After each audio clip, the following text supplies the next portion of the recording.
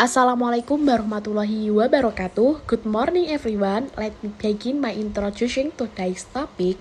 The title of my presentation is Interpretative Phenomenological Analysis, or simply called APA. Before we go further into the topic, let me introduce myself. My name is Rohima Fatima Zahra and I am a student in the English Education Department at Wali Songo State Islamic University. This presentation is part of the assignment for the course Qualitative Research Method in ELT. Here is the outline of my presentation. Presentasi ini akan terdiri dari beberapa bagian penting. Yang pertama yaitu ada definition and theoretical foundation.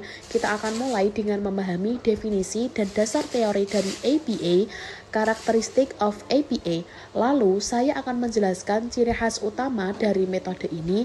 Selanjutnya ada advantage and disadvantage. Selanjutnya akan dibahas kelebihan dan kekurangannya secara seimbang. Setelah itu ada study example in ELT, kemudian kita lihat dua contoh nyata penerapan APA dalam penelitian di bidang pengajaran bahasa Inggris. Selanjutnya ada conclusion dan tentu saja saya akan tutup dengan kesimpulan. Selanjut ada reference. Di bagian akhir saya cantumkan referensi penting yang bisa dikunjungi untuk studi lebih lanjut. This structure will help us explore APA step by step from concept to application. So, let's move on the first part, the definition and theoretical foundation of APA. Phenomenological analysis, or APA, is a qualitative research approach that focuses on how individuals make sense of their life experience. Dalam bahasa Indonesia, APA adalah pendekatan penelitian kualitatif yang mencoba memahami bagaimana seseorang memaknai pengalaman hidup mereka. Mendalam. It's not just about what happened to them, but how they interpret what happened, how they feel, think, and reflect on it. Pendekatan ini sangat cocok ketika kita ingin menggali pengalaman pribadi yang bermakna seperti trauma, identitas, atau dalam konteks kita, pengalaman belajar bahasa Inggris.